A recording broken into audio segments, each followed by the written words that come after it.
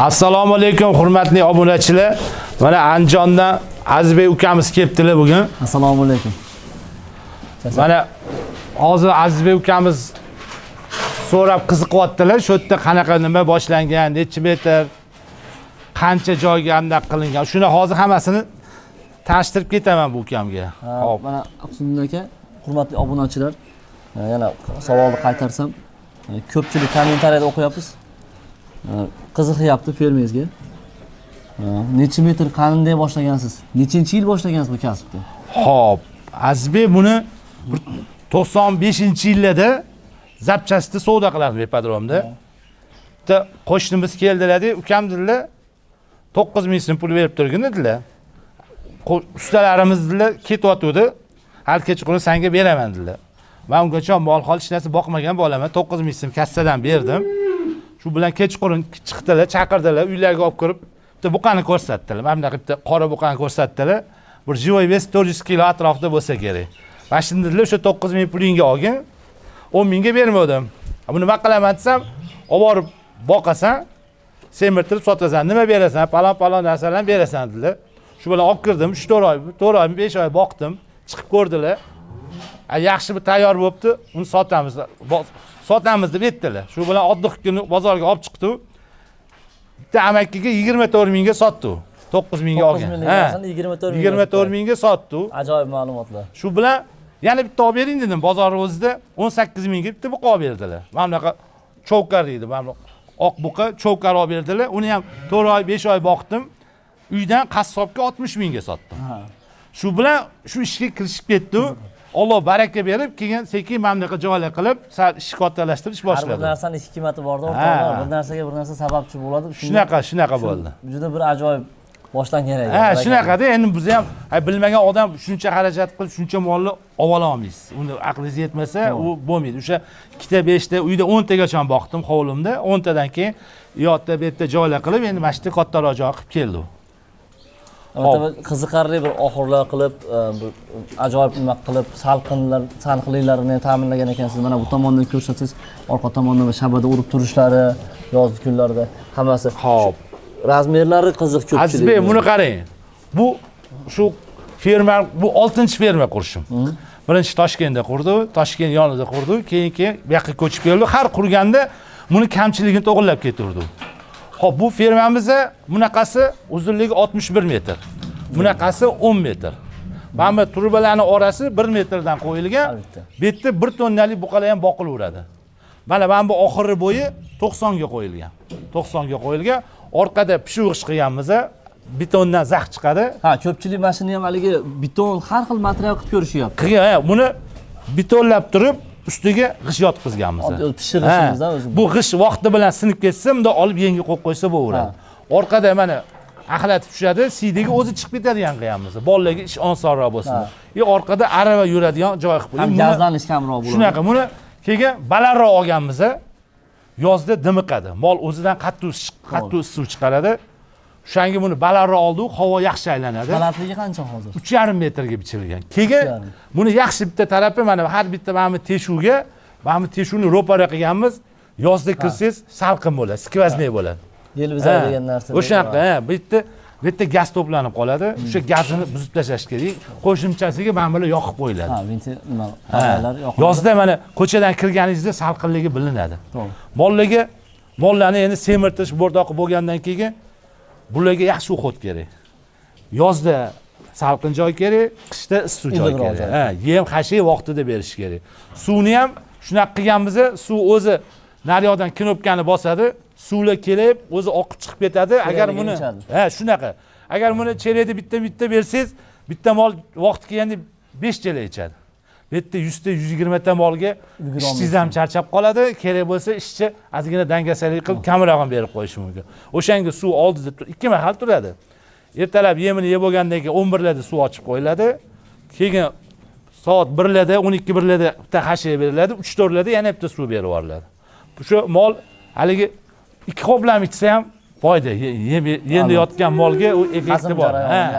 O'shanaqa anaqasi bor. Mana zotlarini tanlashda ko'pchilik har xil zotlar bo'ladi. Sizda ko'ryapman, har xil aralash zotlar. Nimasiga e'tibor berasiz bozorda sotib olayotganda? Hop. Bozordan birinchi cho'p otganda mana yaxshi bitta ma'lumot aytaman, yaxshi narsa so'radingiz. Molni egasini tanib olaman. Birinchi bo'lib.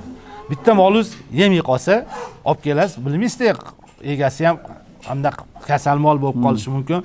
Ko'pchilikga shuni maslahat beraman. Birinchi bo'lib molni egasini tanib ol, iloji bo'lsa telefonni olib olgan. Bitta mol yemay qolsa 5 million aniq zararingiz bor. Undan kam emas. U degani tekinga boqdingiz 4 oyda. Ha, endi bitta mol boqadigan odamga o'sha ikkinchi marta mol ola olmasligi mumkin. Bitta mol bilan. Ha, egasini tanib olasiz. 5 kun mumkin garantiyasini so'rab olamiz. Hamma molimni shunaqa qilaman. Ajoyib life hack bo'lyapti. Yangi boqayotganlarga ajoyib keyin mol tanlayotganda o'sha birinchi mol boqish boshlaganimizda shu akamiz aytgan edi boyiga. Bitta mol bergan akamiz. Ukam bozordan doim olsang sho'x molni olgin, urishib turgan, to'polon qilib turgan molni olgin. Nega desam, u mol sog'lom bo'ladi. Bir chetda devorga bir chetda devorda suyanib turgan molni olsang, uni olib kelib qo'ygandan keyin uni tepasida o'tirasan 3 kun. Nima yeysiz, nima ichasiz deb. O'shanga urishib turgan sho'x molni olgin deb yaxshi maslahat bergan. Bozorda ham sog'lom mol o'zi takkillab nima sho'xlik qilib turadi. Hali nima deydi, dardi bor mol o'zi sal nima deydi, xomishroq bo'lib turadi. Albatta bir 30 yilning ichida boshdan ancha hammasi shunaqa bo'lishamiz. Qanday bir xato kamchiliklarni ham aytib o'tsangiz, shunaqa narsalarni obunachilarimiz qaytarishmasa foydali bo'ladi. Kan molni o'zini olotganimda iloji bor molni korpusiga qarayman. Katta mol olaman, korpus keng mol olaman. Korpus. Endi eniga ham keng. Eniga ham o'zi tajribangizdan bilib qolasiz molni ko'rganingizda. 15 million, mana men kattaroq mol olaman. Olayotgan mollarim 20, 25 million, 30 milliongacha olaman. 15 millionlik mol ham 1 millionlik yemaydi. 25 millionlik mol ham 1 millionlik yeydi. Bir chelikdan yemaydi. Mana sizlarga matematik life. Endi buni hisobini olingki, katta mol baribir ko'proq qo'shadi. To'g'ri. Mana shu sizga mana shu kichkina mol desam, mana shuni bobodi bu ham kichkina mol emas. Mana bu katta buqa mana. Mana 1 milliondan xarajat qilaveradi. Ikkovsi ham teng xarajat qiladi. Ha. Endi puliga bular endi hozir qanaqa yaqin kelib qoldi. Bular hozir bir 35 millionlik buqa bo'lib qoldi. Bular 21mi, 20mi, 21larga olingan. 4 oydan o'tdi. Bu korpus kattaligi katta narsa bo'lib ketdi bu. Shunga turibdi. Ozgina bizda o'rtacha 4 oy boqadigan bo'lsa, yaxshi o'zgarayotgan mol bo'lsa, 6-7 oy ham turaveradi. Mana sizga hozir mana vashda bitta buqa ko'rsataman. Mana shu buqani ko'ring, to'g'ri, bu sal kam bo'shroq buqa. Mana 17,5 millionga olingan. Shuni 17,5 millionga olgansiz. Qancha bo'ldi o'g'ani? 6 oy bo'ldi. 4 oydan chiqarmadim, 4 oyda chiqarmadim. Bu korpus katta, yaxshi o'zgarib ketdi. Hozir bir 360-370 kilo go'shti bor mana shuni. Hamma har xil boqar ekan. Mana siz uzoqroq ko'pchilik mayda mol boqadi, siz aytmoqchi. 3 oy ushaydida bo'ldi, aylantiradi. 3 oy ushaydi, shunaqa hamma har xil. Endi biza hamma anaqa qilib ko'rdik. Hozir endi bu yerda shuncha mehnat, shuncha harakat bo'lgandan keyin daromadli ish qilish. To'g'ri. Mana shu buqamizni 6 oy bo'ldi. Bu gibrid Galshtenga. 17 mingga, 17 millionga olganman. 350-360 ta go'shi ham bor buni. Hozir endi unda daromadni hisoblasangiz yaxshi. O'shanga hali iloji bo'lsa bozor tushganda kattaroq, korpusliroq oldi. Mana bu o'zimizning go'shtdor mesli buqa. Bunga ham o'sha 4 oy bo'ldi. Hozir buni ham 360-370 ta go'shi bo'lishi kerak buni ham. Xudo xolasa. Bu hozir yaxshi ketayotgani uchun 4 oy emas, yana ozgina qo'shib ushiydigan bo'ldi. Mol hosil beryapti yana. Molni o'zini holatiga ham qaraysiz, unaqasi 10 tadan bitta bo'ladi. Aslida 4 oyda chiqib ketaveradi. O'rtacha siz 4 oy boqasiz. O'zimni kanalimni kechigida qo'ydim. 23 millionga oldim. 8 oy boqdim. 23 millionga 8 oy. 518 kilo keldi. U o'sib ketaverdi, ushlab ham turardi u buqani. O'zingiz tajriba sifatida. Hali mol nima deydi? Hali yaxshi ketyaptimi, uni chiqarib yuborib o'rniga qanaqa mol kelishini bilmaysiz. Shuning uchun 3-4 oy ko'proq ushlasangiz ham qo'shaveradi daromadga daromad. O'shnaqa. Shuni hisobini olamiz. Bularga 2 mahal yem beramiz. 2 mahal. Ertalab mana ko'pchilikka tavsiya beraman, vaqti muhim. Vaqti muhim. Bir xil vaqtda nechida boshlaysiz? Ertalab 7 da beriladi. 7 da beriladi. Bir vaqtda.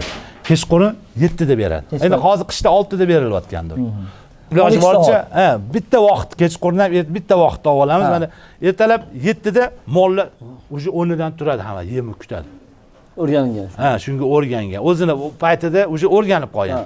Lekin mana ko'pchilik molni to'yapti, to'ymayotganini ham so'rashadi. Mana siz aytayotgan bir cherekni beramiz, molingiz to'yaptimi yo'qmi qattan bilaman deydi. Uni sababi mana ertalab yem qorayotganda mol to'ymayotgan bo'lsa, hammasi o'rnidan turib olib to'polon qiladi. Baqir chaqir to'polon qilib tashlaydi-da ovqatga. Bilintiradi. U to'ymayapti degan bo'ladi. Mana hozir bizning mollar ertalab beryaptimi, bunda bir xil mol turmaydi ham, bunda arqondan tortib qo'yadi, turib. Mol yotaveradi. Ko'zi ham, o'zi ham to'q. To'q. Agar to'ymasa, bolalar shundan hisobini olishadi. Yo'qqa to'ymayapti desa, nimadir yana qo'shamiz. Qo'shasiz. Shu yerda mol mana qarang, yem tayyorlanadi. Katta yem tayyorlansa, o'sha hammasiga berib chiqqanda bir 10 chalicha dabafga qoladi. U katta buqalarga bo'lib beriladi. O'zi nazoratga olib, kunma-kun qo'shib borasiz. Kattalarga, mana kattalar baribir bir chelikka to'ymaydi, yarim chelikdan yana qo'shib beriladi bularga. Albatta yemlaringizni ham biz ko'rdik, Instagramdan tanishtiramiz. Chuqurroq hozir xudo xolasa video davomlarida tanishtirib o'tamiz. Bitta molga o'rta hisobda 4 kilo yem tushadi. Bitta mol, bir mahalligami? Bir mahaliga bitta biza bundaqa hisoblang. 1 kilo shulxa, 1 kilo kepe, 2 kilo sechkani pishiramiz. Bu sechkamiz pishirilganda bir tortganimizda 2 kilo sechkangiz bir 6 kilo atrofida chiqadi. Pishganda kasha bo'lib. 5 kilo silos qo'shiladi. O'shanda bitta katta chelakda bir chelak chiqadi, bir 12 kilocha chiqadi. Tortganimizda 12 kilo chiqadi. O'shanda standart hammasiga o'shandan berilaveradi. Husniddin aka, bir savol. Hozir ijtimoiy tarmoqlarda, Instagram, YouTube'da ham chorvadorlarda bir bahs ketyapti. Yemni, mana hozir yem to'g'risida biz ochdik mavzuni. Yemni kimdir aytayapti, yo'q, faqat quruq berish kerak. Pishirib berganda foydasi yo'q deyapti. Kimdir aytayapti, pishirib berish kerak, qaynatib berish kerak. Qaysini siz qachondan pishirib berishni boshlagan? Necha yil bo'ldi pishirib berayotganingizga? Pishirib berayotganingizga ham 10 yildan oshdi hozir. Undan oldin pishirmagan. Undan oldin shulxa shurutlar arzon bo'lardi.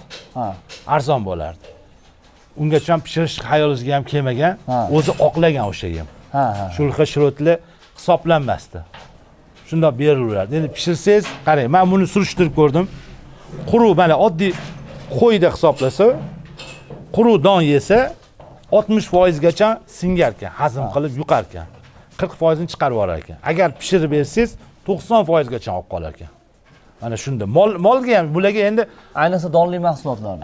Donli. Bularga quruq don hech qanaqasi berib bo'lmaydi bar. Bularda molda o'tib ketaveradi, molga o'tib ketaveradi. Bizning yem ham quruq yem hisoblanadi. Pishirilgan prosta donini pishirib olamiz. Quruq yemga aralashtirganda mana ko'rgan bo'lsangiz, namli yaxshi bir andaqa molli changi yo'q, andaqa massa paydo bo'ladi-da. Bo'tqa qilib holatda. Bo'tqani hali shulxa, kepeli quruq tushadi-da. Bir quruqqa o'xshagan sal nami bor bo'lib chiqadi. U mollar yaxshi yeydi, ya'ni changi bo'lib burniga kirib ketib qolmaydi.